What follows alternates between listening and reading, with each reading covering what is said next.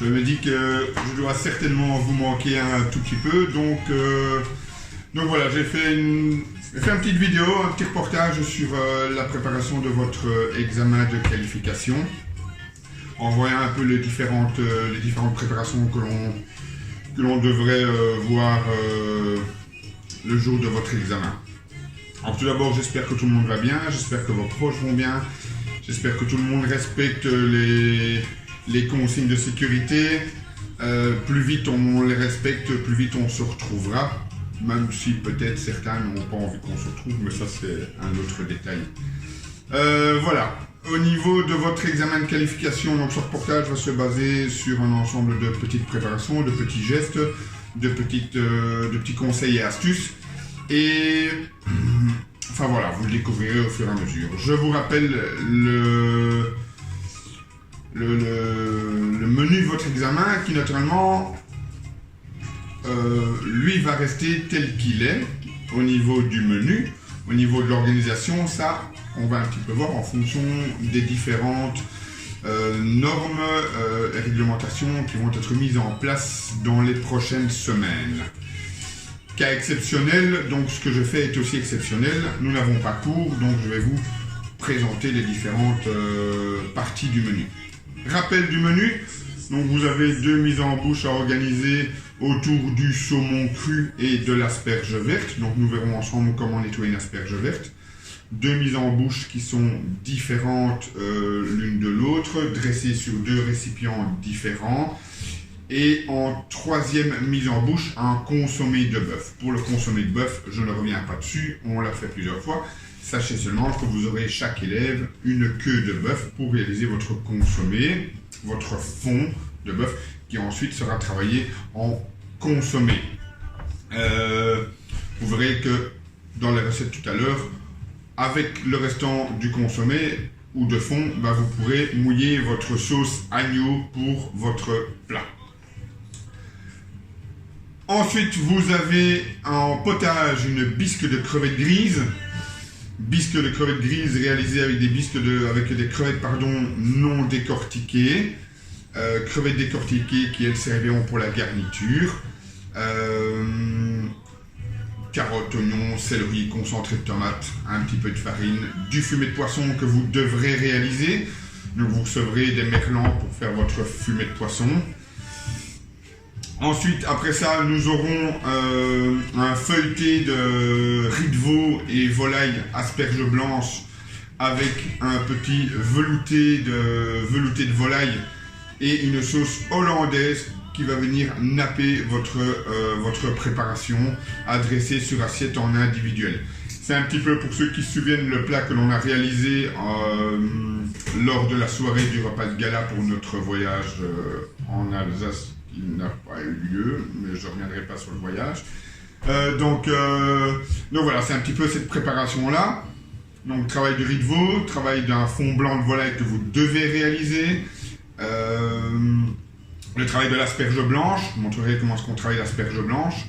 Et ensuite le dressage et le travail d'une pâte feuilletée qui sera fournie déjà sous forme de pâte feuilletée. Ensuite après ça on travaille l'agneau sous forme de carré, donc le carré d'agneau en croûte d'herbe. Donc nous ne sommes pas sur une persillade, la persillade qui elle pourrait servir dans la préparation de la sauce en salle. Ici on est vraiment sur une croûte d'herbe, une chapelure verte avec une petite bouquetière de légumes, petits légumes du printemps, légumes de saison. Accompagné d'un jus d'agneau. Je rappelle la différence entre le jus et la sauce. La sauce va être liée, le jus va être une réduction de fond d'agneau. Avec ça, accompagné une pomme Anna. Et on terminera avec un dessert à base de bavarois vanille et fruits rouges travaillés à votre façon. Bavarois de vanille dans le fond de l'assiette, dressé comme vous le souhaitez. Des fruits rouges travaillés comme vous le souhaitez, en dessous, au-dessus, sur le côté, à vous à voir en fonction de votre originalité. Et en salle, le candidat de salle viendra terminer votre préparation devant les clients avec un sabayon. Ce sabayon peut être dressé sur l'assiette au guéridon, peut-être dressé dans un récipient à part de votre assiette qui pourrait être très joli, en tout cas je l'espère, ou dressé à l'anglaise devant le client. Voilà. Voici le petit résumé de votre examen.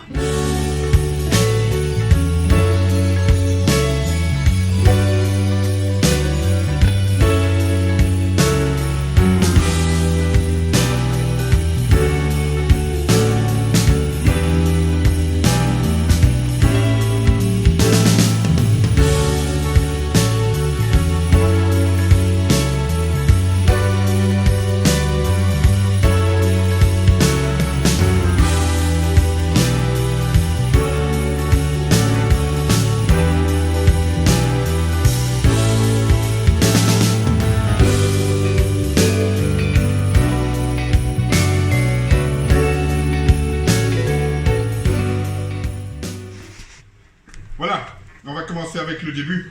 Donc les asperges pour la mise en bouche. Je vais maintenant vous montrer l'asperge blanche pour l'entrée.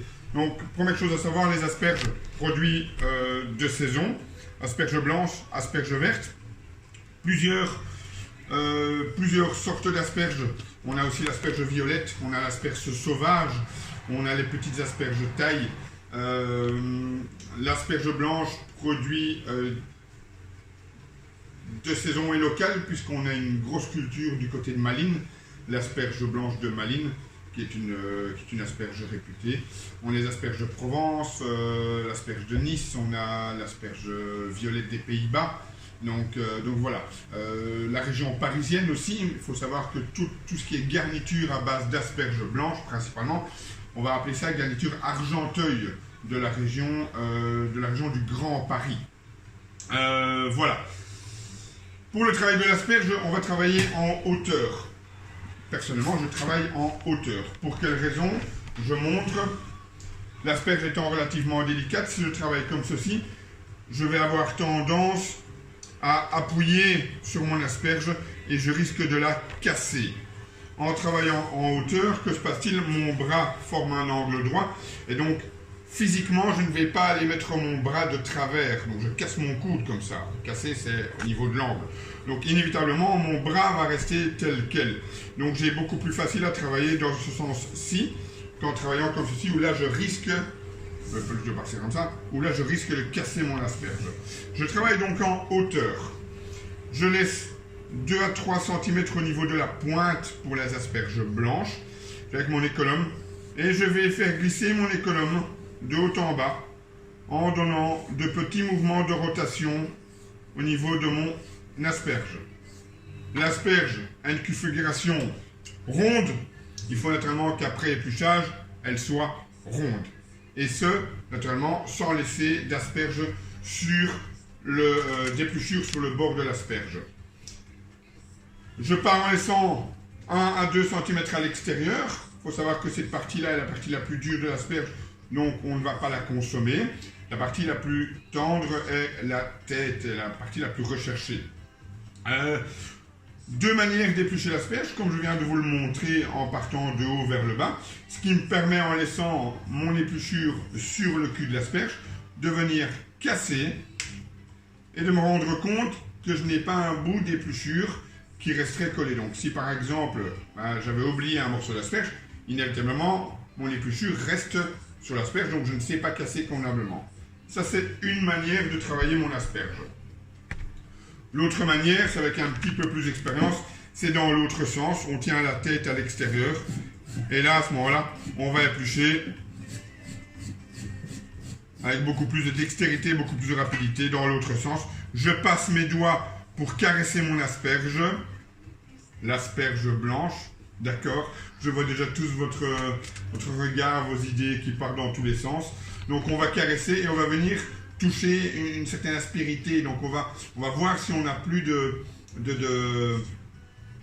d'épluchures qui sont présentes sur l'asperge. Ça fait un petit peu plus de saloperie au niveau du travail, puisque j'en ai partout. Lorsque j'ai fini mon asperge comme ceci, je la récupère et je vais venir couper le bout. Voilà. Au niveau du travail en lui-même, j'ai exactement le même travail, je n'ai pas d'épluchure. Donc je remontre Je prends mon asperge, je pars dans un sens, je monte, je descends. De petits mouvements de rotation, petits mouvements.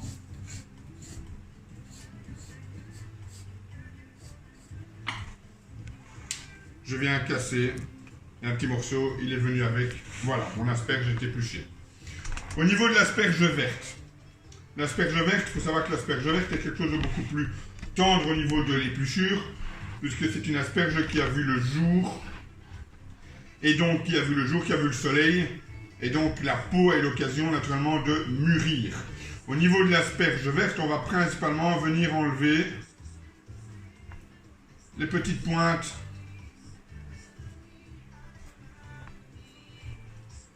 ici, voilà, pour garder mon asperge verte. Cette partie-là, naturellement, comme je le disais pour la blanche, la partie la plus recherchée, partie tendre, partie dure au niveau de mon asperge. Donc cette partie-ci ne va pas être consommée. Je peux envisager un petit coup d'épluchure au niveau de la partie un petit peu moins tendre. Voilà. Je viens casser la même chose et je garde ici mon épluchure et mon asperge verte. Même procédé, donc au niveau du travail, dans un sens comme dans l'autre. Je vais venir pas trop haut, ça ne sert à rien de venir rechercher les dernières au-dessus. Hein. Voilà, ça c'est la pointe d'asperge.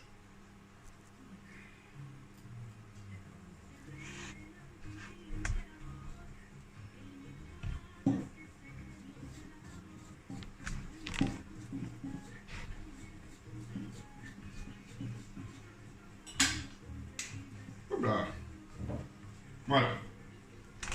Asperge blanche, asperge verte nettoyée.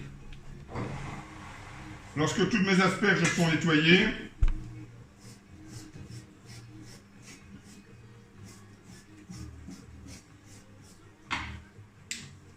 lorsqu'on travaille l'asperge blanche ou l'asperge verte en botte d'asperge,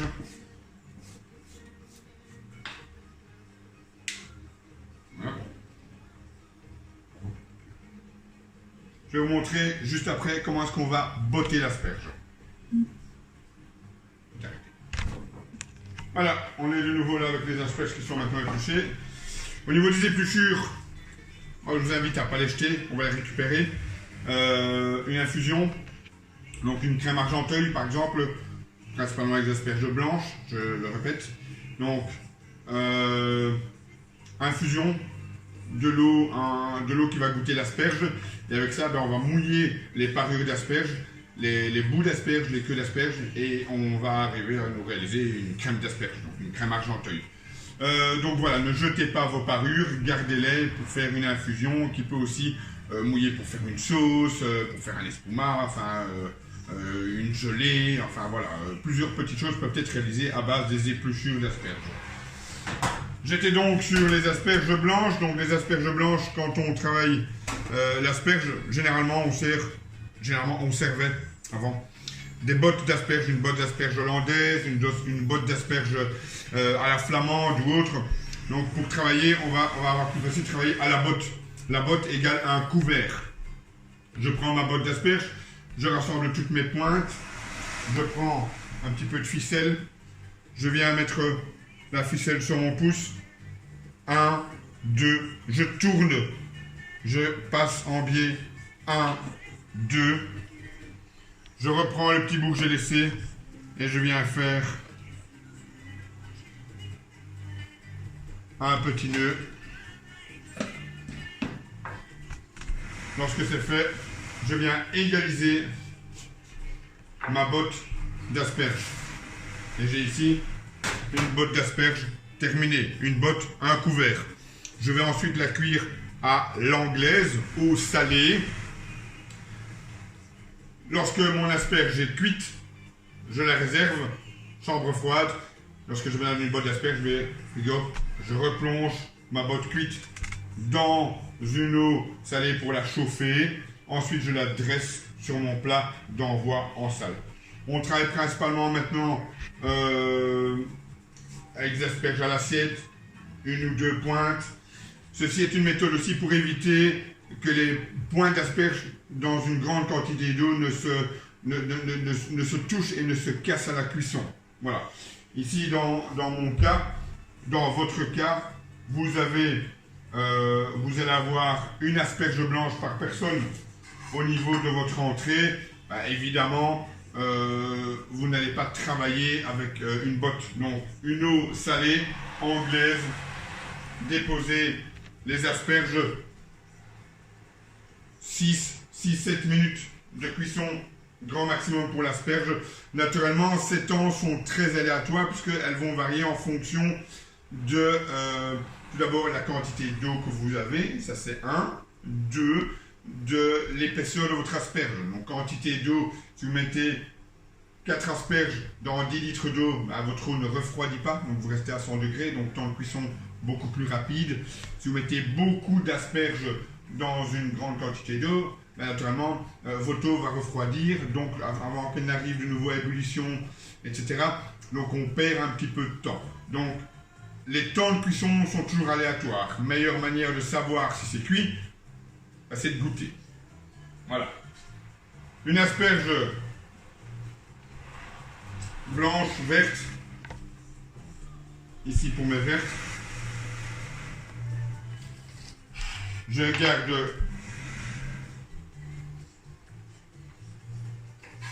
des asperges. Je vais laisser cuire ceci. Je vais y ajouter mes asperges vertes. Mes asperges vertes ont un temps de cuisson beaucoup plus rapide. Les asperges peuvent être beaucoup plus croquantes au niveau de l'asperge verte. Donc je les plonge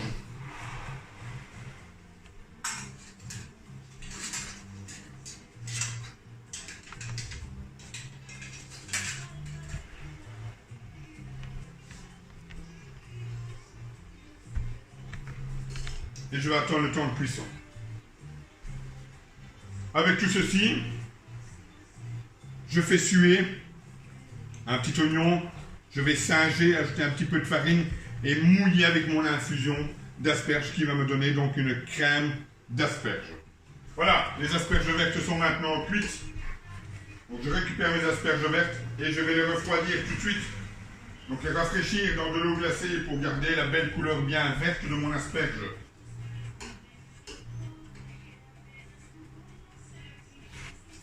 Au niveau des asperges blanches, comment est-ce qu'on vérifie la cuisson d'une asperge blanche? On prend l'asperge, on la tient, elle reste droite. Tant qu'elle reste droite, elle n'est pas cuite. Ici, première cuisson, qu'est-ce qu'on remarque? Elle penche légèrement. Donc si elle penche légèrement, ça veut dire que l'asperge est assez cuite. La tête est tendre. Voilà. Les temps de cuisson vont donc varier, c'est important au niveau de l'épaisseur de l'asperge aussi. Donc ça, c'est très important de savoir que l'épaisseur va faire varier le temps de cuisson. En principe, je n'invente rien et je ne vous apprends rien non plus. A tout de suite pour la suite.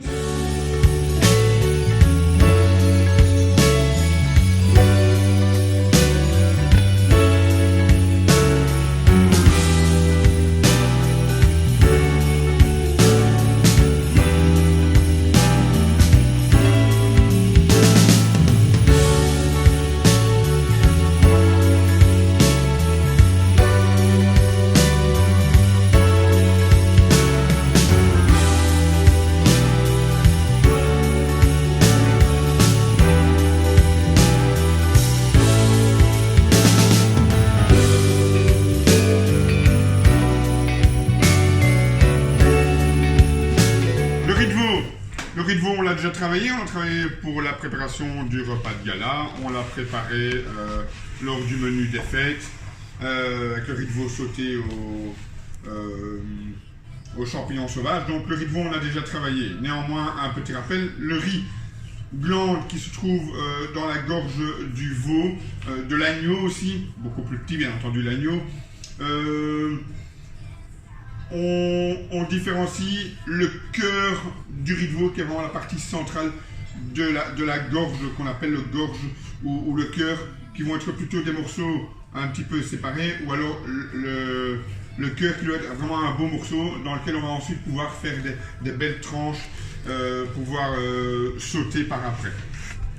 Au niveau du travail du riz de veau, tout d'abord, on va le dégorger. Donc je rappelle, dégorger le riz de veau, le plonger dans de l'eau froide avec un peu d'eau, un peu de sel pour enlever les parties sanguinolentes du riz.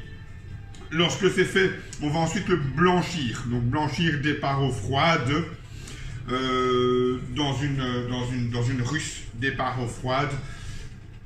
Et on va laisser bouillir 2-3 minutes si on part sur du riz de veau frais.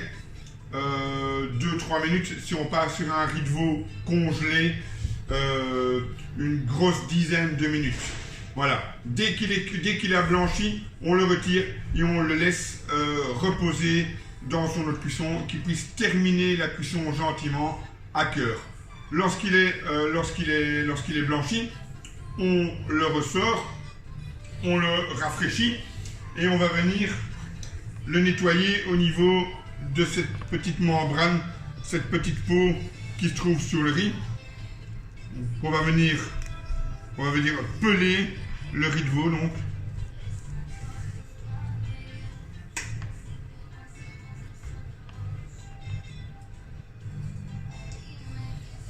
Bien enlever les parties grasses. J'espère que tout le monde voit bien au niveau des peaux aussi. Cette fine pellicule qui s'enlève, qui va rendre le produit caoutchouteux à la dégustation. C'est pas très bon. Ouais. Les parties sanguinolentes sont à l'intérieur, donc il faut bien venir nettoyer tout ça.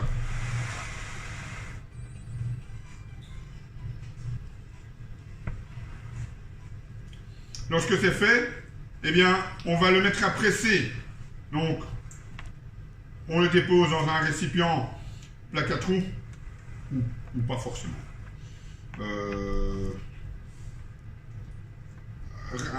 Un tiers de gastro, c'est plus facile les tiers de gastro. Vous déposez votre riz dedans, vous déposez un deuxième gastro par-dessus et vous venez le presser pendant une nuit. Donc, ce qui va avoir tendance à lui configurer une forme bien ferme. Voilà, de cette forme, après ça, on peut l'émincer plus facilement et lui donner une forme définitive pour la cuisson. Voilà. Quand le riz est un petit peu attaqué au niveau du sang, n'hésitez pas à venir extraire cette partie-là, de manière à ne pas la servir à vos clients.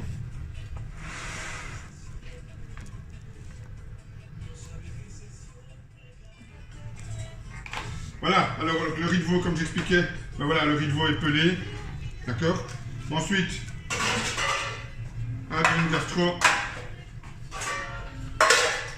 du poids dessus et le tout au frigo. On est parti sur l'entrée chaude, donc le feuilletage, feuilleté, riz de veau, volaille, asperges. Donc ici, je suis parti avec une pâte feuilletée trouvée dans le commerce, voilà. Colruyt après 45 minutes de fil donc. Rien que pour rentrer. Puisque tout le monde lâche du papier cul et de la farine, je vous le rappelle. Donc ici, deux façons de fonctionner. Donc soit on travaille simple. Donc ici je suis parti sur une forme que je lui donne. Moi je suis parti sur du rond. Vous pouvez sans aucun problème partir sur un carré, sur un losange. Donc ici je ne vous demande pas de travailler sur une forme bien spécifique. Une possibilité, voilà, ceci comme on l'a fait au repas de gala. Une petite pousse, une découpe après la pousse, et ensuite on dresse. Deuxième option, partir sur une double épaisseur. Donc ici, on va travailler sur une double épaisseur.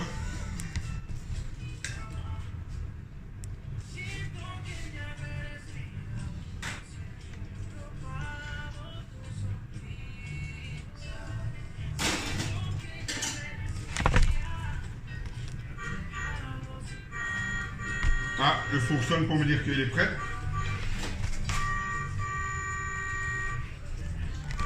Un petit peu de beurre, en petite coloration pour la cuisson. Voilà.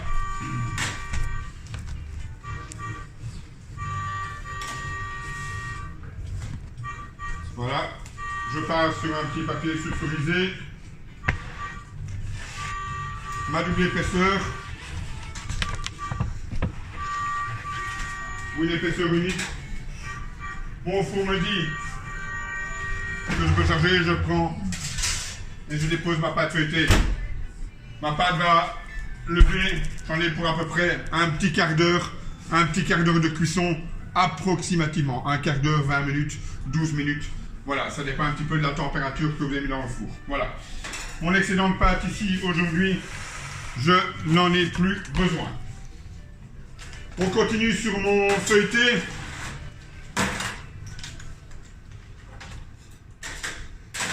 Avec ici la volaille. La volaille que j'ai cuit, donc avec lequel j'ai réalisé mon fond blanc de volaille. Fond blanc de volaille. Donc, je rappelle mon fond blanc, volaille entière, nettoyée. Vous recevez chacun une volaille pour faire votre fond blanc. Une demi-volaille, pardon. Chacun reçoit une demi-volaille.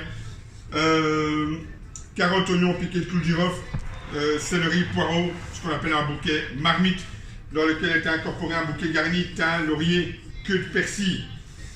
Cuisson de la volaille, plus ou moins une petite demi-heure, 40 minutes quand on a une grosse volaille, petite demi-heure quand on a une demi-volaille.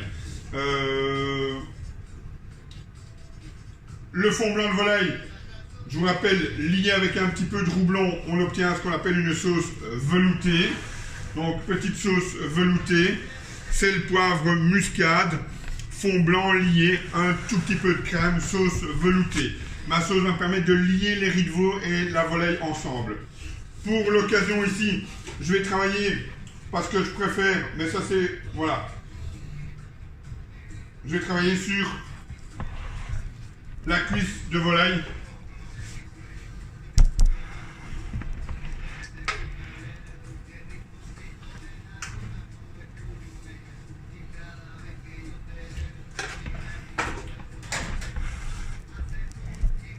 Mon suprême, pareil, j'enlève bien entendu le gras au niveau de ma cuisse, même chose, j'enlève l'excédent de gras, je viens désosser et je viens récupérer la chair de volaille, toute ma chair de volaille, voilà, petit bout de peau qui reste maintenant.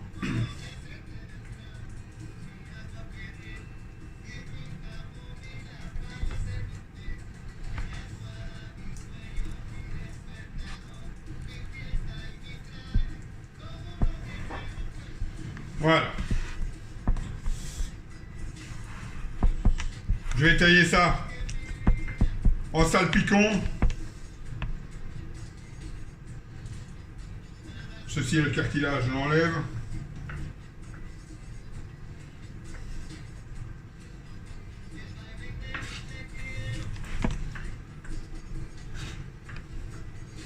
Je n'hésite pas à un couvert, 2 couverts, 3, 4 couverts. Je suis un petit peu juste, donc je vais prendre une partie de mon suprême, voilà, comme ça, j'ai assez, 1, 2, voilà. Ici, ma volaille que je réserve. À ça, je vais ajouter mon riz de veau, mes queues d'asperges, 2 petites secondes, je reviens. Je suis de retour. Je suis de retour. Je suis de retour et je suis encore là. Avec ça, ici, mon riz de veau, taillé même chose, en salpicon.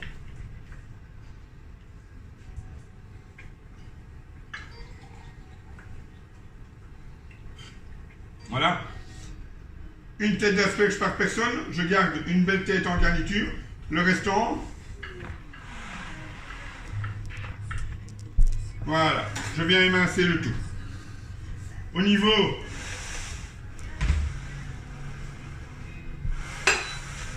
de mon envoi, un petit peu de beurre.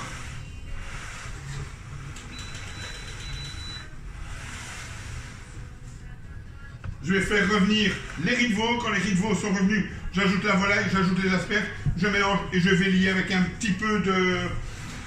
petit peu de velouté. On se revoit dans 2 minutes. C'est parti. Donc ici, je fais revenir mes riz de veau.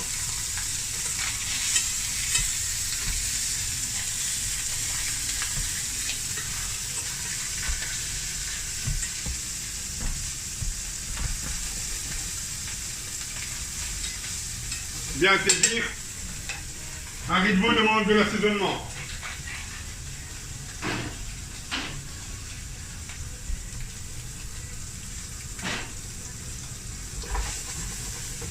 Voilà. Je viens ajouter ma volaille.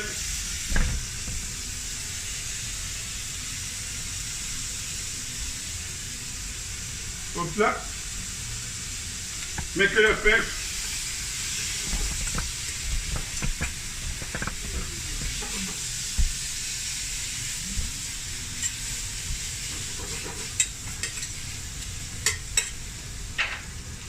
Et à ça, regardez. Donc là, j'ai assez pour 4 couverts. Un petit peu de sauce. Je n'ai vraiment pas besoin de beaucoup de sauce. Donc c'est juste un petit peu de liaison en fait. Hein. D'accord?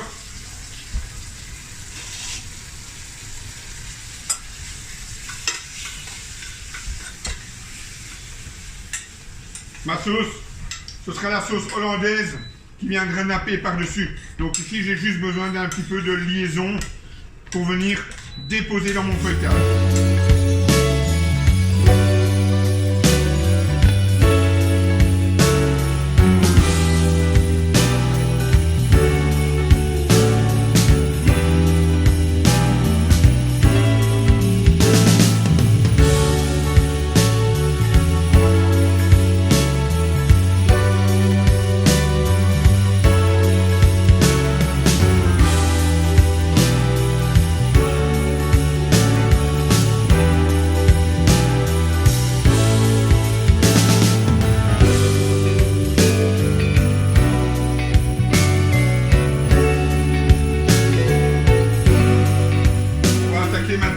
La bisque de crevettes grises, mais il me semble qu'on a déjà fait de la bisque de crevettes en cours.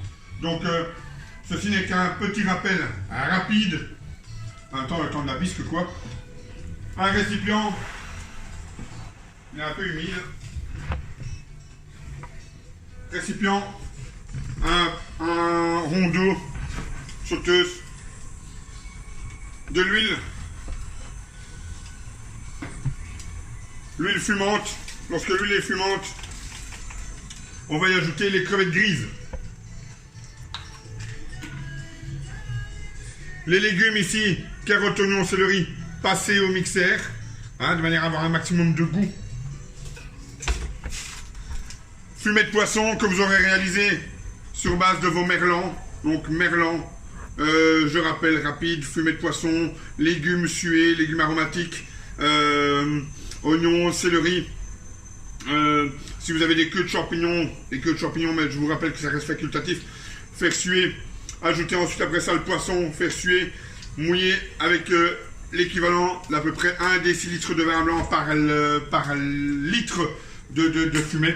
Donc un peu de vin blanc, mouillé d'eau, peut-être une demi-feuille de laurier, et vous laissez cuire 20 minutes à frémissement, pas d'ébullition, 20 minutes frémissement. L'important, c'est que ça prenne le goût du poisson et pas que ça réduise. C'est un poisson, il y a la fraîcheur du poisson, donc pour ça, il faut quelque chose de très très doux, très lent en cuisson et pas trop agressif, sinon on va agresser le goût du poisson. Mes crevettes. Voilà, mon huile est fumante.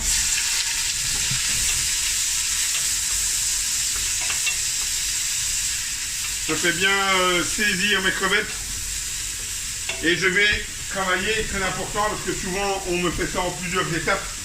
Je vais travailler tout dans le même récipient. Donc je ne fais pas sauter mes crevettes à part, mes légumes à part, Donc tout se cuit dans le même récipient, excepté le fumet de poisson, bien entendu.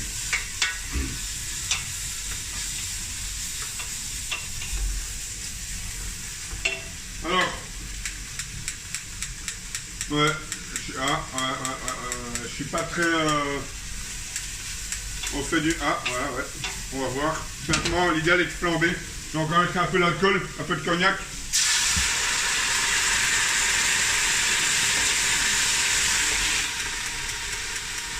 Bon ben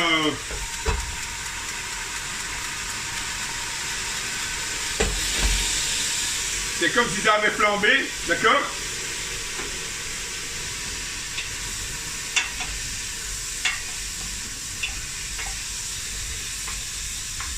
Attention, quand ça flambe, ça brûle. Hein.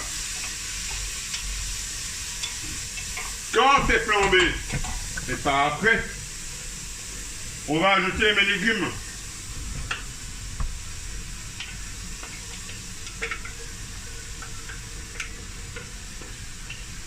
Vous avez vu la quantité de légumes, je vous rappelle que c'est une garniture aromatique. Donc c'est pas une soupe de carottes.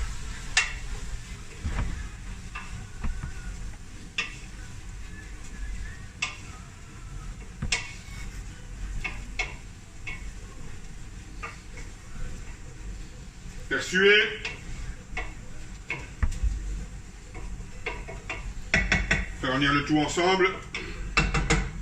Lorsque c'est fait, une petite pointe d'ail. Que c'est fait, concentré de tomate.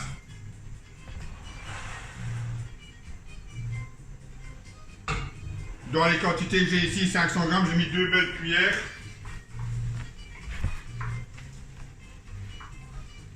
Et bien entendu, le concentré de tomate qui va donner cette couleur rouge aussi à votre bisque.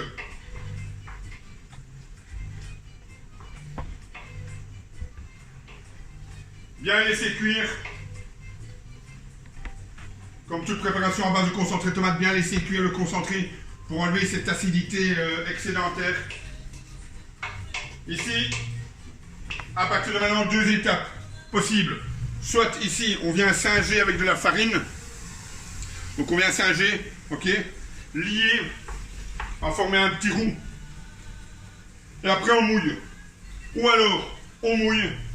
Et puis à la fin, on va mouiller, on va lier avec du roux blond. D'accord? Donc ici, moi je vais lier avec un roux blond. Parce que j'ai pas de farine sous la main. Voilà. Vos parents ont acheté toute la farine et les papiers cuits qu'il y avait dans les magasins, donc j'ai plus de farine.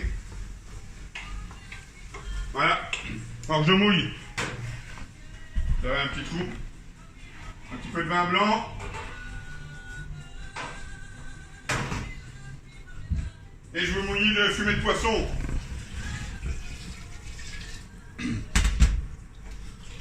J'ai besoin d'un maximum de goût. Donc ça ne sert à rien de venir mettre 5 litres de fumet de poisson là-dedans. Donc le but étant d'avoir au total pour 5 couverts de bisque, donc l'équivalent à peu près d'1,5 litre maximum de bisque, en sachant que on doit encore jeter un petit peu de crème là-dedans. Ça va? Donc ici maintenant ma bisque va cuire un petit quart d'heure, 20 minutes, le temps de cuire soit la farine qui a singé, soit mon roux, un quart d'heure, 20 minutes. Et ensuite après ça, 2 options, soit je passe à travers un chinois et ensuite chinois étamine, soit je peux passer directement au Thermomix et ensuite après ça au chinois étamine. Ça va? Voilà. À tout à l'heure.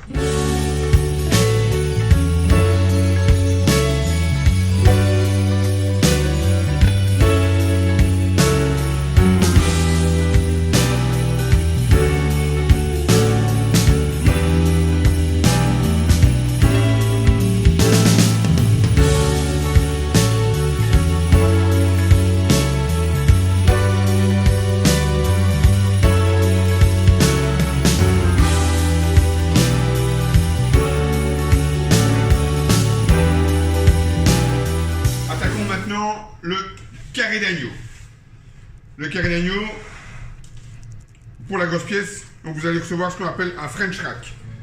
Donc je rappelle que le carré, ce sont les côtes qui sont derrière, ce n'est pas devant, c'est derrière, la partie tendre, la partie qui va suivre la selle d'agneau, cette selle qui elle-même va suivre, le gigot d'agneau. Donc vous avez le gigot, vous avez la selle, et ensuite vous avez les carrés, les côtes premières. Malheureusement, n'ayant pas le cours, je ne sais pas vous montrer le nettoyage d'un agneau complet comme on aurait pu le voir avec un agneau des prés-salés. Soit, si j'ai l'occasion de faire une vidéo là-dessus, je vous en ferai une, mais voilà, je ne suis pas certain de pouvoir avoir chez mon fournisseur un agneau entier à l'heure actuelle. Vous recevrez donc un French rack carré qui est déjà nettoyé. N'hésitez pas au niveau des côtes de venir donner un petit coup de propre, vérifier qu'elle soit bien nettoyée de manière à ce que vous ayez quelque chose de présentable au niveau de la cuisson. On vient vérifier que derrière on ait bien enlevé le tendon. Donc ici, petit tendon à venir retirer.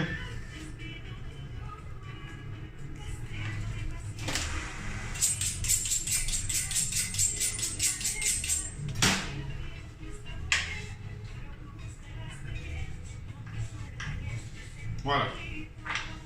J'ai ici mon French rack que je vais venir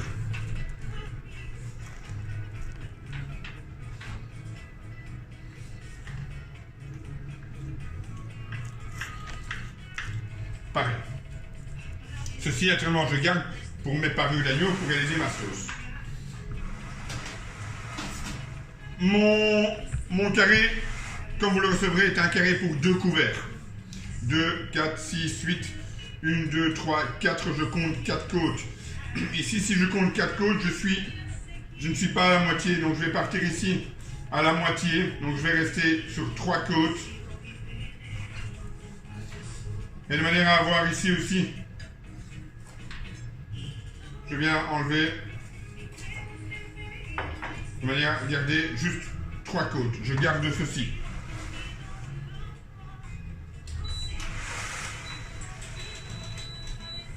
Bien sauter mon carré. Donc, pardon, un French rack, 2 couverts. Vous avez 5 couverts réalisés, donc 2, 4, et vous recevez un demi pour faire vos 5 couverts.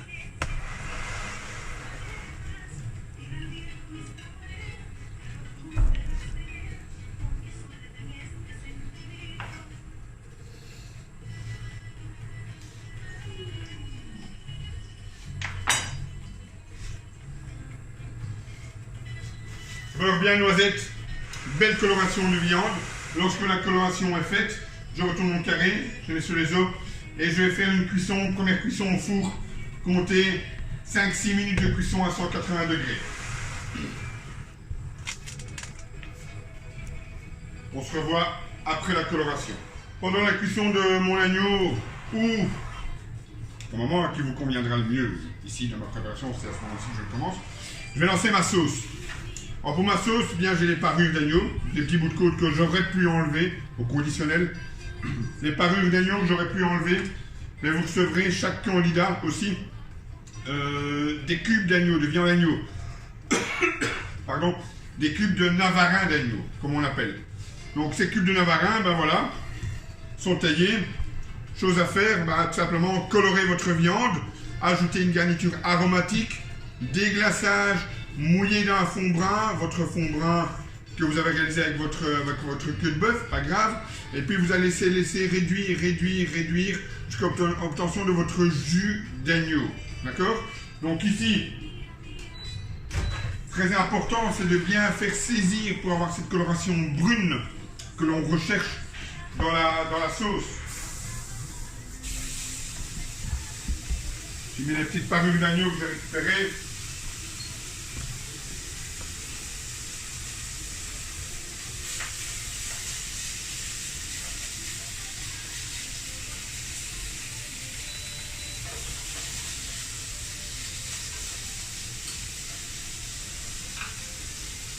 L'agneau, c'est ce qu'on va appeler l'élément nutritif, c'est ce qui va donner le goût. Je rappelle que la garniture qu'on va ajouter carottes, oignons, céleri s'appelle la garniture aromatique. Pardon. On va aromatiser, donner un petit goût de légumes, un arôme. En aucun cas, il faut que la quantité de légumes soit largement supérieure à la viande, sinon on n'a plus ce goût d'éléments nutritifs qu'on recherche. Donc viande bien colorée.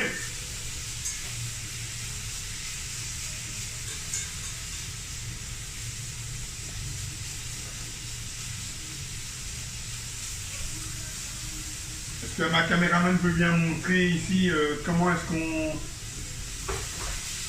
qu'on parle d'une belle coloration?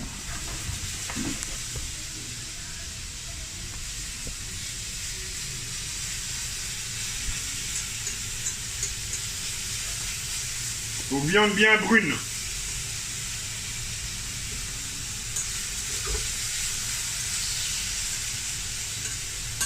Vous n'avez pas l'occasion d'avoir les odeurs, mais moi je sens ça bon.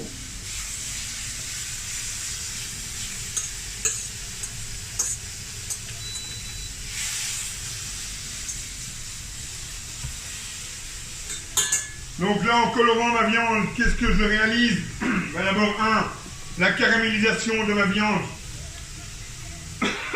Pardon. Va donner cette coloration à ma sauce.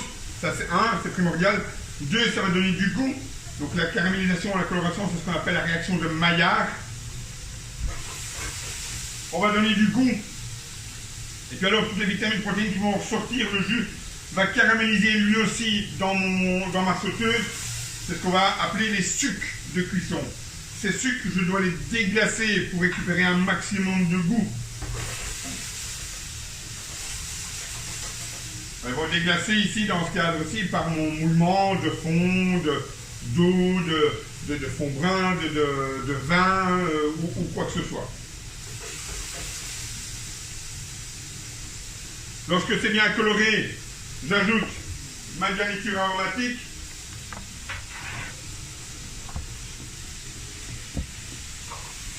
Carottes, oignons, céleri.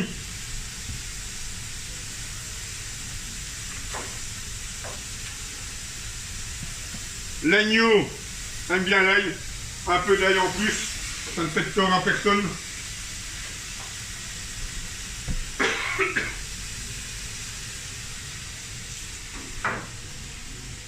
Un peu de persil, du thym, du laurier. Donner du goût. Très important, donner du goût à votre préparation, donner des arômes. On laisse bien colorer le tout.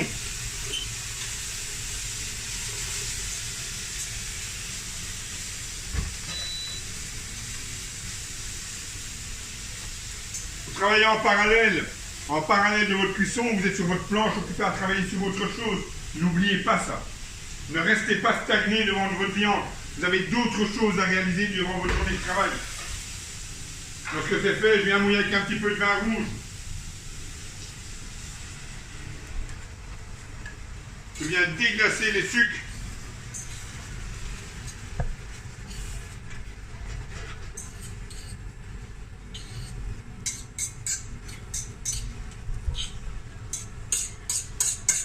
Et je vais venir mouiller avec mon fond qui a été préparé à l'avance. Que préparer, c'est souvent à l'avance. Votre fond, en l'occurrence, votre fond de bœuf. Je viens mouiller.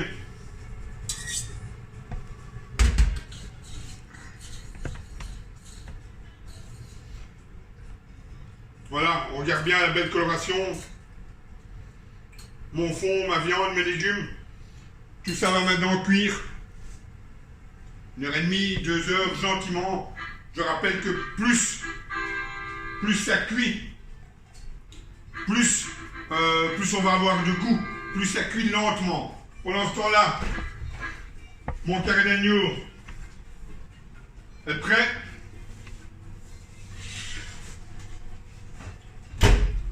Je sors mon carré d'agneau. Voilà, nous avons une première. 2 petites secondes, la pommade va continuer à cuire. Voilà. Donc là, on a une première cuisson d'agneau. On laisse refroidir, ça peut être fait la veille sans aucun problème. Là-dessus maintenant assaisonner, c'est les poivres. On va venir à l'aide d'un pinceau moutarder et on va venir y ajouter la chapelure verte, la croûte d'herbe. La croûte d'herbe, je vous la montre juste après. Voilà, à tout de suite. Ma croûte d'herbe qui va me servir pour faire mon carré d'agneau en croûte d'herbe donc.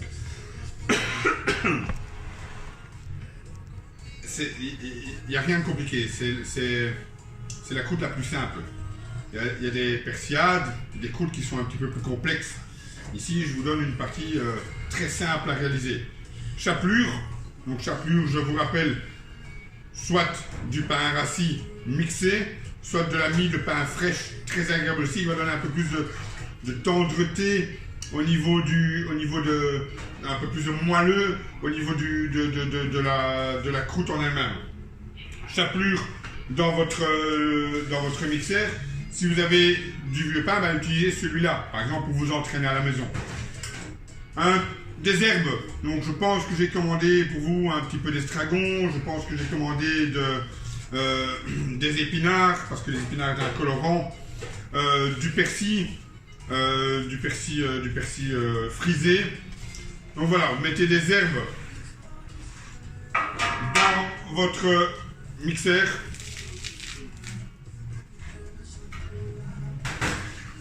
Et on va tout simplement venir mixer. Voilà. Et donner à cette chapelure, cette couleur verdâtre.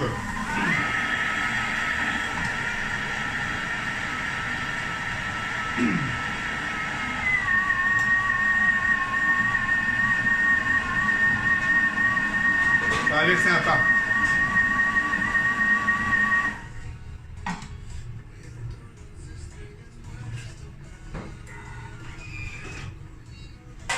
Voilà, ma chapelure verte aux herbes.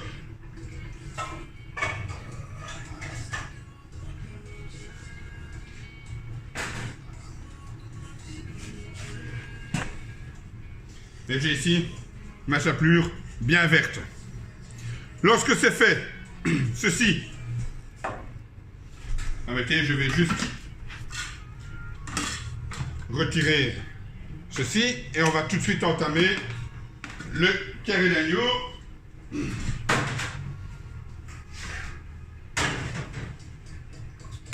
Mon carré d'agneau qui, comme je vous l'ai dit, assaisonné, un petit peu plus par ici.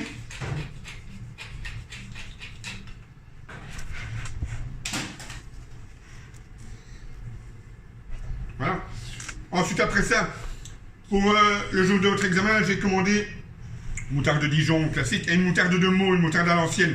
Faites un petit mélange, une cuillère à soupe de l'une, une cuillère à soupe de l'autre. Vous mélangez et vous venez badigeonner votre agneau sur toutes les parties viandes.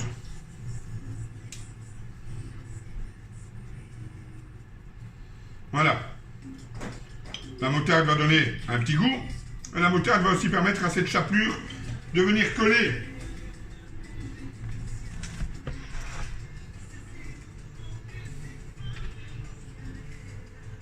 Voilà. Et je me retrouve avec un petit carré d'agneau en croûte d'herbe. Ce carré, passé au four encore 5-6 minutes, ça dépend naturellement le temps de cuisson que vous lui avez donné. Donc il faut compter pour la cuisson d'un carré d'agneau une dizaine de minutes. 5 minutes. Pour terminer, et pour donner ce petit goût, ce côté croquant à la chapelure. Pour accompagner votre carré d'agneau et sa bouquetière de légumes, enfin ses légumes printaniers, la pomme Anna. La pomme Anna, c'est un gâteau de pommes de terre, un petit peu style gratin dauphinois qui lui est cuit dans la crème et dans le lait à l'ail. Ici, la pomme Anna, on va être plutôt sur un gâteau de pommes de terre avec de belles rondelles qui vont former une belle spirale dans un récipient adéquat. Ici, moi, j'ai pas le récipient adéquat, donc je vais travailler avec une sauteuse un petit peu large. Pomme de terre qui va ensuite être cuite dans du beurre clarifié au four à 175 degrés pendant une petite demi-heure, 30 à 40 minutes, le temps que la pomme à nain soit bien cuite, que la pomme soit bien fondante et qu'elle soit bien colorée au niveau de la pomme de terre. Voilà. Donc tout d'abord les pommes de terre épluchées, pommes de terre de type binge, pommes de terre à chair farineuse, de manière à garder l'amidon et avoir de l'amidon dans la pomme de terre qui va permettre aussi de coller la pomme de terre ensemble et qui va former ce gâteau. Donc on épluche la pomme de terre. Je vous rappelle que quand la pomme de terre est épluchée, on la dispose directement dans un récipient d'eau pour éviter l'oxydation de la pomme de terre. Ensuite, nous allons travailler avec la mandoline. Épaisseur de la tranche, 2 mm, 2 à 3 mm, 2 mm, voilà, maximum, pas 3 non. De manière à ce que la pomme de terre colle bien ensemble. Pas trop fin non plus, pas des chips, de manière à ne pas avoir quelque chose de trop papeux à la cuisson. Pomme de terre, on prend la mandoline et on va venir tailler en faisant très attention à l'utilisation de la mandoline. Si on a la possibilité, on travaille avec un gant, je n'ai pas le gant, je mets ma main à plat et je vais venir tailler ma mandoline, ma pomme de terre, pardon. Le petit bout de pomme de terre, je le conserve. J'en ferai une pomme duchesse, une purée, une liaison de potage ou autre. La pomme de terre, je la récupère, je la mets dans un récipient. Voilà. Surtout ne pas laver la pomme de terre puisque nous devons garder l'amidon de celle-ci pour pouvoir lier mon gâteau. Je vais maintenant monter mon gâteau de pomme à nain. Pour ce faire, récipient adéquat. Je prends un papier sulfurisé. Petit rappel pour tous ceux qui n'ont pas eu l'occasion de voir le travail du papier sulfurisé. Pour venir faire un cercle, je prends mon papier, je le plie en deux. Lorsqu'il est bien plié en deux, voilà, je prends la partie qui est fermée, je la replie en deux. Je forme donc une pointe. Cette pointe fermée et non pas la pointe ouverte, cette pointe fermée centrale, je vais de nouveau la replier en deux. Je la replie encore une fois en deux. Je la replie et ainsi de suite. Plus elle est pliée, plus je vais avoir des arêtes qui vont être fines, donc je vais avoir quelque chose de beaucoup plus arrondi.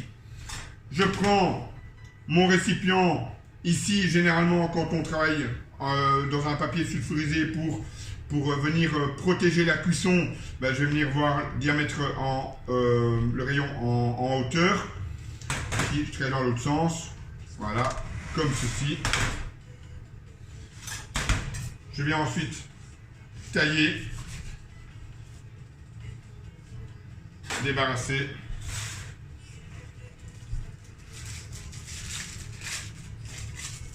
Et je vais avoir mon papier qui va épouser la forme. Tout simplement pour permettre au démoulage de mon gâteau d'avoir plus facile. Dans les moules que nous aurons à l'école, ce n'est pas forcément une nécessité, c'est une sécurité, mais pas forcément obligatoire. Pourquoi? Parce que la chaleur qui va passer à travers le métal va permettre de colorer aussi votre pomme de terre. Donc c'est pas une nécessité, mais c'est une sécurité. Ensuite, après ça, je prends mes pommes de terre. Voilà. Et je vais venir commencer par le centre en venant travailler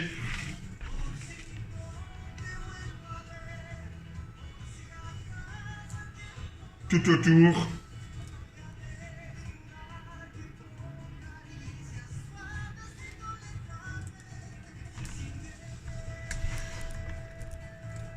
Plus la pomme de terre est serrée, plus on va avoir un gâteau qui tiendra à la cuisson. Plus on va avoir quelque chose de joli aussi.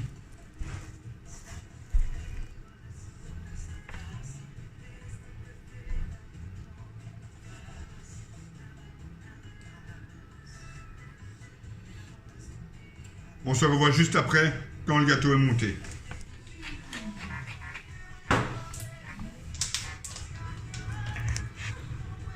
Un petit peu d'assaisonnement entre les couches.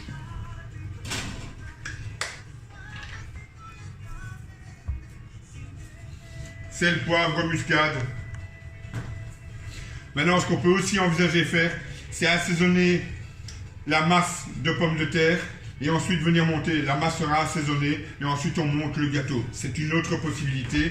Ça permet même parfois de ne pas mettre trop d'assaisonnement parce que c'est souvent le problème. Quand on met les couches, on réassaisonne chaque couche comme si elle devait être assaisonnée, mais parfois on a tendance à mettre un petit peu trop. Et toutes les couches d'assaisonnement cumulées ensemble vont donner un rien trop d'assaisonnement. À tout de suite. Le gâteau est monté, la pommade est assaisonnée. On monte les extérieurs, bien entendu. Hein, et à l'intérieur, on met les pommes de terre de manière à remplir. La rosace doit être belle sur les côtés, pas forcément à l'intérieur. Je vais ensuite y verser le beurre clarifié. Le beurre clarifié, je vous rappelle, beurre qu'on a laissé fondre et dans lequel nous avons enlevé la caséine et le petit lait. Donc nous ne conservons que la matière grasse du beurre. Réfléchissez à ce que vous faites. Vous avez une pommana et vous avez une sauce hollandaise à réaliser. Donc clarifiez tout votre beurre en une fois que vous utilisez du beurre clarifié pour d'autres préparations, pour vos légumes glacés ou autres, etc. Ça n'est pas grave. Donc clarifiez tout votre beurre dès votre journée de mise en place de manière à avoir votre beurre clarifié au moment où vous en avez besoin. Voilà. Ça évite les répétitions de tâches. On va venir napper et bien recouvrir de beurre. Voilà.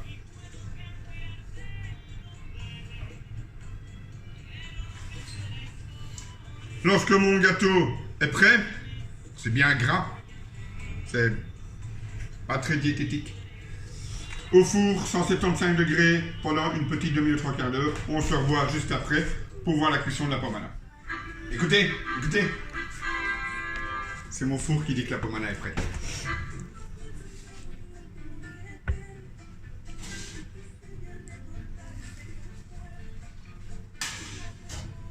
Voilà, on est actuellement sur un grand bain. Voilà, d'accord? Vous avez vu? Pour le travail à l'école, quand vous aurez un moule, c'était, oui. Quand vous aurez un moule, vous prenez votre moule, vous le retournez, vous menez à plat, comme ceci, vous le retournez, d'accord? Ici, moi, je suis parti sur un récipient plus grand, donc je vais le travailler, mais pour éviter tout dégât à la vidéo, on se revoit quand il est démoulé. A tout de suite. Finalement, ça a été mieux que ce que je pensais. Donc ici, ce que j'ai fait, j'ai enlevé l'excédent de gras. Voilà. Enlevé l'excédent de gras. Puis je l'ai retourné sur mon assiette avec le papier. On retrouve donc ici ma pommana. Pomme de terre cuite. Ici maintenant, on a une pomme de terre qui était un petit peu trop blonde, pas assez colorée, donc trop claire à mon goût. Donc ceci à la cuisson, au moment où vous allez renvoyer ça au four, à l'envoi, passez votre plateau rond inox au four et vous allez colorer la partie supérieure. Et on va avoir quelque chose qui va être beaucoup plus, un rien plus croquant à l'extérieur et tendre à l'intérieur par le beurre et la cuisson de la pomme de terre. Voilà donc la pommana. A tout de suite.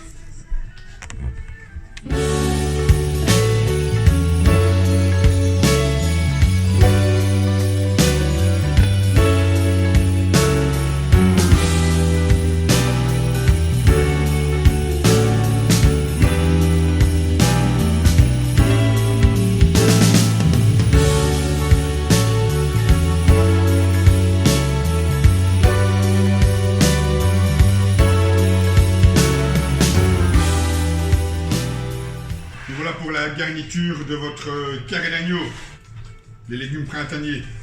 Donc on va avoir courgettes vertes, courgettes jaunes, des bouquetons de chou-fleur. Donc vous allez avoir chacun un demi chou-fleur coupé en bouquetons, d'accord? Voilà, pas trop petit, pas trop gros non plus. Ça va, les clients ont quand même pas mal de légumes. Des haricots mange tout, des tomates grappes. Alors au niveau de la tomate grappe, voilà, c'est pas tout à fait celle que je voulais, mais c'est ce que j'ai trouvé au magasin. Alors je ne sais pas ce qu'on verra, ce qu'on aura chez notre fournisseur, donc nous verrons en fonction de ce que l'on recevra chez notre fournisseur. Si elles ne sont pas en grappe et que ce sont des petites tomates cerises, le travail reste le même, c'est juste pas de grappe au niveau de la présentation. Des jeunes carottes et des oignons grelots. Les oignons grelots, les carottes sont déjà épluchées. Les oignons grelots, je vous rappelle, on a déjà travaillé ça.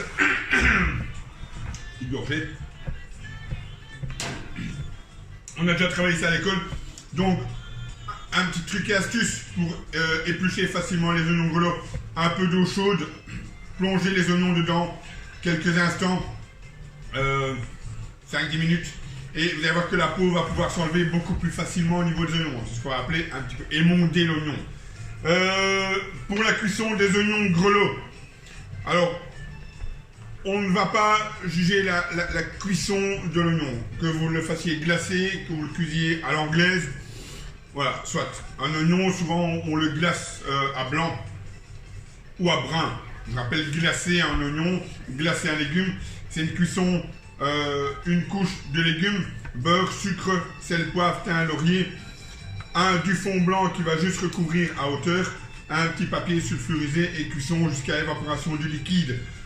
Le liquide, le beurre, le sucre vont former un petit sirop qui vont donner cette coloration blonde et brillante à votre légume. Glacé à blanc, fond blanc, glacé à brun, fond brun. Donc dans ce cas-ci ici, voilà, je vais mettre mes oignons en une couche. Donc important d'avoir une couche de légumes. Bah, simplement, s'il y a deux couches, on met beaucoup trop de liquide. S'il y a trop de liquide, bah, le légume va cuire, mais il n'y a pas d'évaporation. Comme il n'y a pas assez d'évaporation, bah, il n'y a pas ce petit caramel, ce petit sirop, pardon, qui va se former. Au niveau du beurre, bah, réfléchissons. Ma pomme de terre a cuit avec ma pomme Anna, que vous verrez, ou vous avez peut-être déjà vu, ça dépend dans quel ordre elle est dans le reportage.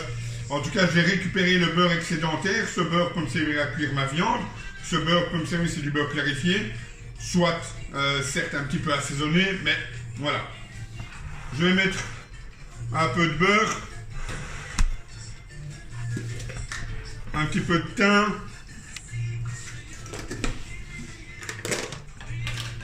Un petit peu de sucre pour glacer mon oignon, et je vais venir mouiller à hauteur avec un petit fond blanc. Par-dessus, je récupère, et si vous ne l'avez pas encore vu, bah vous le verrez plus tard, je récupère le petit papier que j'ai mis dans ma pomme Anna.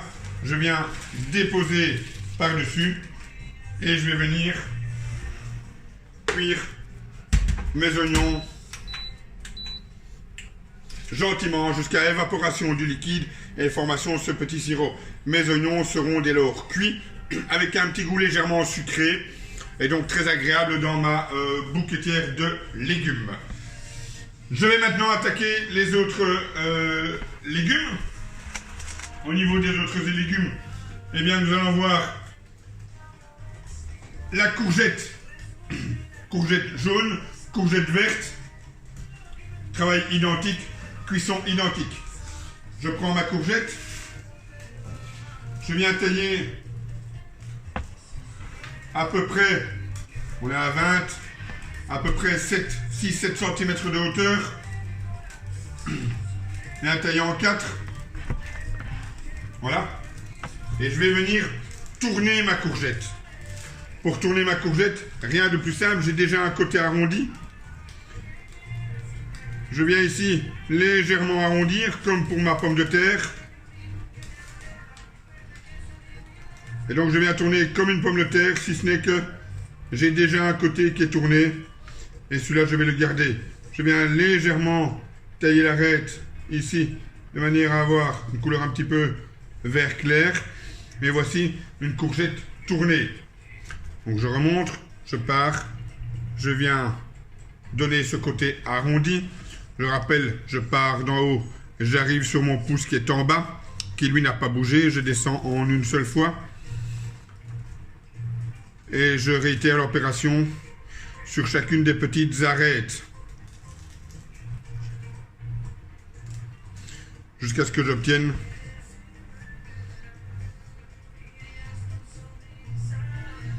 la taille voulue. Deuxième courgette tournée. Je fais la même chose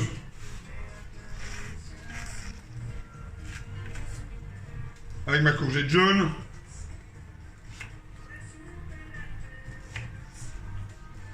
Même travail.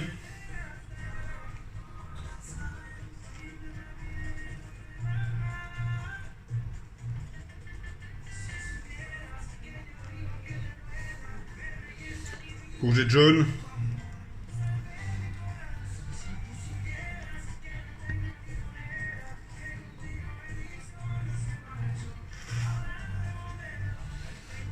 Et voilà le travail de ma courgette. Ceci, les oignons.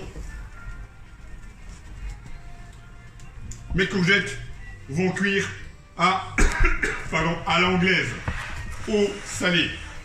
Je peux sans aucun problème prendre une chauffante d'eau. Voilà. Ici en l'occurrence, c'est celle qui m'a permis de cuire les asperges et de cuire là-dedans tous mes légumes. Tous mes légumes. Et je vais former un bouillon de légumes en fait. Hein. Et donc dans la même chauffante, je vais cuire mes courgettes, je vais cuire mes haricots mange-tout, je vais cuire mes choux-fleurs, je vais cuire mes carottes. Alors peut-être de préférence commencer par les légumes blancs et puis terminer par les légumes verts, de manière à avoir quelque chose niveau couleur de l'eau qui ne soit pas dérangeante. Au niveau de la quantité,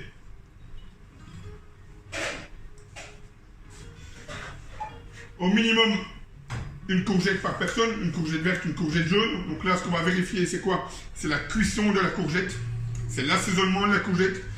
Donc une courgette trop cuite est déclassée, et une courgette crue, naturellement, est déclassée par avocation. L'assaisonnement aussi de votre légume. Au niveau de la carotte, ce qu'on appelle une carotte fan, une jeune carotte, je viens éplucher ma carotte, plus ou moins à la même taille que mes courgettes, plus ou moins la même taille que mes mange-tout finalement, et je viens ici légèrement arrondir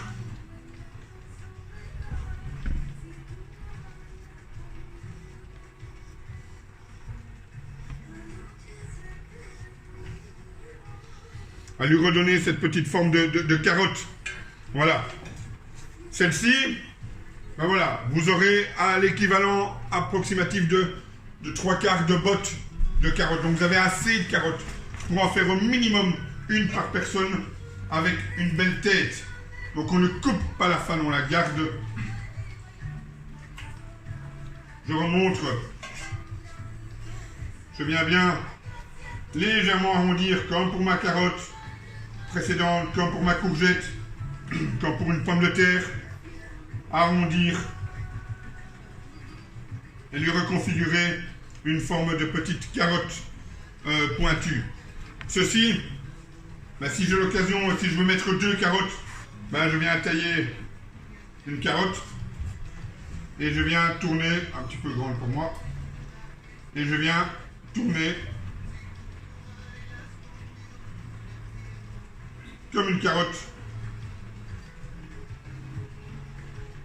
comme une pomme de terre, je veux dire. Et voilà, ma carotte tournée.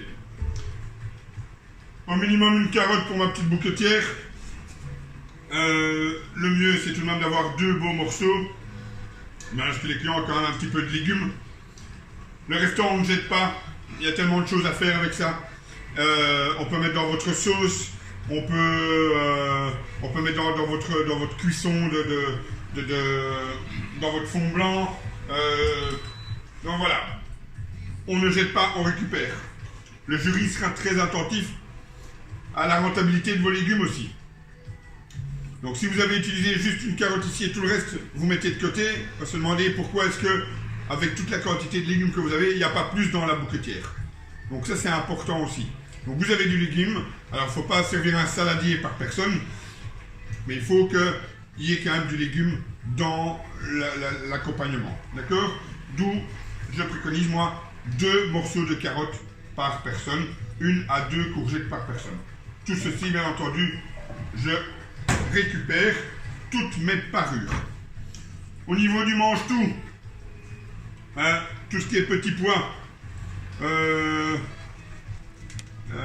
haricots verts et autres, vraiment, on vient retirer un petit fil. Voilà, je ne sais pas si on le voit bien. Donc voilà, on peut avoir un fil qui vient. Voilà. Souvent ils ont été nettoyés, on le voit ici qu'ils ont été taillés déjà. Donc ils ont été nettoyés. Ben voilà, ici, vous voyez, j'ai un petit fil qui vient avec. Voilà ici. Voilà, on voit bien le fil. Voilà. Donc on vient bien nettoyer mon légume de manière à enlever essayer d'enlever le fil. Quantité de mange-tout par personne, vous allez recevoir 125 grammes. Donc ici la quantité que vous voyez, c'est l'équivalent de 250 grammes. Vous recevez la moitié. Ça veut dire que par client, vous pouvez sans problème mettre 3-4 mange-tout. 3, 4, 5 mange-tout par personne. De nouveau, il faut que ce soit gourmand. Il faut que les gens aient de quoi manger dans leur garniture. Ça va? Voilà. Au niveau de la tomate, ben j'en ai parlé tout à l'heure. Donc soit petite grappe de tomate avec 2 tomates comme ceci, c'est largement assez. Si c'est plus petit, vous pouvez en mettre 3. Un petit récipient, un petit peu d'huile, sucre, sel, poivre, du thym, de l'ail et au four. Très rapidement, ça va très très vite une tomate. Après 5 grosses minutes, vous avez votre tomate, elle est finie. Donc voilà, c'est juste une cuisson rôtie au four. Maintenant, vous mettez ça sur le bord du fourneau, un petit peu d'huile et vous les faites revenir dans votre huile ail, thym, laurier. Il n'y a aucun problème, ça marche aussi. Donc c'est pas une obligation d'aller au four. Ça va? Voilà pour la bouquetière de légumes. Je rappelle, légumes verts et les mange tout principalement. Et courgettes, pardon. Donc après cuisson, très important de les rafraîchir dans de l'eau glacée. Ça c'est très très important. D'accord? Je vous montrerai tout de suite après le montage de la bouquetière et comment vous allez avoir plus facile à le réchauffer. A tout de suite. Si madame peut bien avancer un petit peu. Au niveau de la bouquetière de légumes, deux façons de chauffer votre bouquetière de légumes.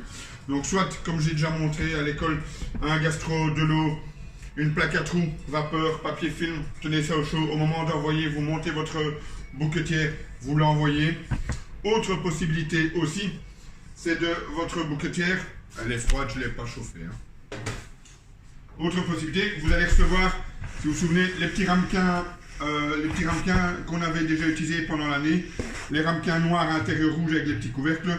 Donc ici je prends un petit bol de chez moi, vous montez votre petite bouquetière individuelle, vous voyez que voilà, 6, 7 haricots mange tout, 2 carottes, une rouge, une verte,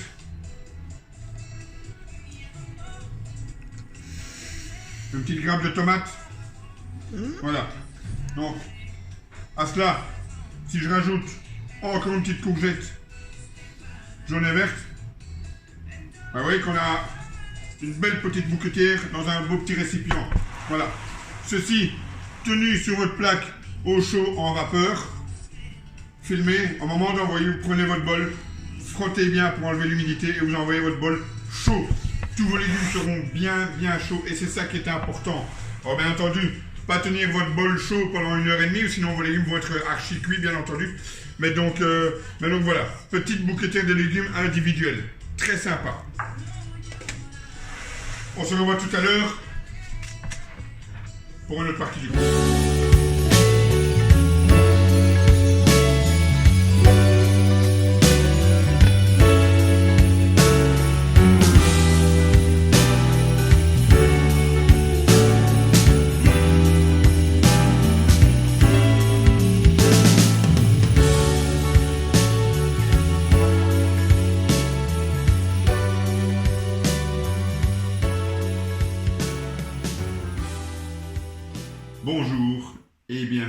dernière partie de votre examen de qualification, à savoir le dessert à base de bavarois vanille, fruits rouges travaillés selon votre recette et terminer avec un sabayon en salle. Au niveau du dessert, je ne vais pas vous montrer la gestuelle d'un bavarois, d'une crème anglaise, tout ça a déjà été vu en cours. Néanmoins, je vais tout de même revenir sur la recette de manière relativement rapide. Donc tout d'abord, un bavarois, c'est quoi? Un bavarois, c'est un mélange de crème anglaise avec des feuilles de gélatine, laisser refroidir, gélifier, et ensuite ajouter à ça 1 litre de crème fraîche battue. Donc 1 litre de crème anglaise, 24 grammes de gélatine, à ramolli un quart d'heure, 20 minutes. À cela, on vient ajouter 1 litre de crème fraîche battue. Le travail de la crème anglaise, lui, 1 litre de lait, un bâton de vanille gratté, laisser infuser, donc chauffer pour récupérer un maximum d'arômes de vanille. Donc pas nécessaire de faire bouillir pendant des heures votre lait. Chauffer gentiment sur le bord du fourneau, un quart d'heure, 20 minutes, c'est largement suffisant. 250 g de sucre, 12 jaunes d'œufs, un ruban, donc blanchir son ruban signifie mélanger, fouetter vivement pour dissoudre le sucre dans le jaune, cuire le jaune par l'occasion. Donc ruban, auquel on vient ajouter le lait infusé à la vanille. Ensuite, on retourne sur le feu et nous allons cuire à la nappe. Cuisson avec une spatule, cuisson à la nappe à 82 degrés. Attention, on vérifie bien la cuisson, on mélange en continu. Dès que la cuisson est faite au niveau de sa crème anglaise, donc je rappelle cuisson à la nappe avec sa spatule, on nappe, on retire et on vérifie avec un trait de doigt sur la spatule. La crème doit napper votre spatule. Dès que c'est fait directement, versez dans un récipient à travers un chinois pour stopper la cuisson, enlever les grumeaux qu'il pourrait y avoir, la cuisson des œufs. Ce récipient lui-même disposé dans un deuxième récipient contenant de l'eau et des glaces. Cette action s'appelle sangler la crème anglaise. Ensuite, on va mélanger dedans jusqu'à refroidissement. Ça s'appelle vanner. Donc vanner la crème anglaise et on va la sangler. Voilà, ça c'est pour le travail de la crème anglaise. Maintenant, nous avons vu pendant l'année le travail de la crème anglaise sous vide. Donc, je ne suis pas contraire à ce que vous fassiez votre crème anglaise sous vide. Donc, je vous rappelle 82 degrés, cuisson en sac sous vide pendant une demi-heure. Et directement refroidi pour stopper la cuisson. Donc, je ne suis pas contraire. Maintenant, les jurys, étant des jurys de cuisine classique, aimeraient tout de même voir une cuisson plus classique. Néanmoins, si vous la faites sous vide, ils recevront la vidéo et les jurys, j'autorise donc les candidats à travailler la crème anglaise sous vide. Voilà, crème anglaise, gélatine, 1 litre de crème fraîche battue, votre bavarois vanille est terminé. J'ai eu des questions concernant ce bavarois. C'est vrai que dans le rapport que je vous ai remis concernant l'examen, je vous demandais de disposer le bavarois en fond d'assiette. Maintenant, après réflexion, voilà, que ce bavarois soit dans un fond d'assiette, qu'il soit moulé dans un flexipan, dans un carré, un rond, un cercle, une tête de panda, si vous aimez les pandas, enfin soit. Peu importe, voilà, que votre bavarois soit fait, qu'il soit démoulable, qu'il soit bon, qu'il ait une belle texture, et dresser sur une assiette avec vos fruits travaillés, bah, j'ai aucun souci avec ça, donc vous pouvez travailler autour de cette thématique-là aussi. Vos fruits, par contre, voilà, vous allez recevoir ici la quantité de fruits. Donc ici, je vais retirer pour avoir la quantité que vous allez recevoir. Voilà, faut compter, vous allez recevoir ce plateau de fruits par personne, c'est-à-dire 125 g de mûres, 125 g de myrtilles, 120 g de framboises et 250 g de fraises. Ce qu'on vous demande, c'est de travailler votre fruit. Travailler vos fruits. Alors, prendre la fraise, la couper en deux et la mettre sur l'assiette, bah, c'est pas un travail de fruit. On n'a pas sublimé. Donc, c'est un travail en sublimant le produit. Maintenant, attention, un bon produit de très bonne qualité se sublime déjà par lui-même, on est bien d'accord. Vous avez l'occasion de travailler en stage et je l'espère de voir certaines préparations. au niveau de vos desserts. J'espère que vous n'avez pas vu des fruits rouges dans votre restaurant, parce que si vous avez eu des fruits rouges en plein mois de février, bah là on va avoir un petit souci avec le restaurant tout de même. Soit, ça c'est un autre débat, vous avez assez en quantité de fruits pour 5 couverts. Plusieurs manières de travailler donc ces fruits. 1, le couper en 2, dresser sur assiette, voilà, vous êtes content avec ça. Nous, par contre, on n'est pas content avec ça. 2, un travail avec une fraise rôtie, une fraise, des fruits macérés dans un sirop épicé, un sirop à la menthe, un petit peu compoté. Donc voilà, un travail, un fruit qui va être mis en gelée ou autre. Donc voilà, travaillez votre fruit, ça c'est ce qu'on vous demande. Troisième possibilité de travailler votre fruit, avec lequel de nouveau là on va pas être d'accord non plus, c'est de prendre vos magnifiques fruits, les disposer dans un sirop au sucre, de les faire bouillir, et ensuite de passer le tout au bazooka pour en faire un coulis. Alors un coulis, vous pouvez en avoir un sur assiette, on n'a aucun souci avec ça, mais travailler tous vos fruits en coulis, eh bien malheureusement ça ne sera pas accepté comme étant un travail du fruit. Voilà. On vous demande de le sublimer et d'en faire quelque chose d'agréable pour accompagner votre bavarois et terminer par un savaillon avec votre binôme de salle. Voilà, ça c'est un petit peu les détails concernant votre dessert. Que vous terminez avec un croquant, un biscuit comme on l'a vu pendant l'année, voilà, ça c'est libre à vous de faire votre assiette de dessert. Voilà, vous avez eu toutes les informations quant aux différentes étapes de votre examen de qualification. J'espère que la vidéo vous aura été intéressante. Elle est longue, je sais, on est je pense à peu près à 1h30 de film. Mais je pense que c'était nécessaire dans les conditions qu'on vit, conditions exceptionnelles, donc vidéo exceptionnelle. Profitez-en, regardez-la une seconde fois, allez voir les étapes qui vous intéressent vraiment. Faites une pause sur les gestes, voilà. Donc profitez bien de cette vidéo pour revoir tout ce qui est intéressant et tout ce que vous n'avez peut-être pas eu comme information pendant l'année pour votre examen de qualification.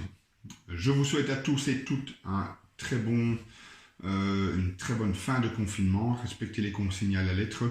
Prenez soin de vous, prenez soin de vos proches et on se revoit le plus vite possible, j'espère, pour vos examens. À bientôt. Salut.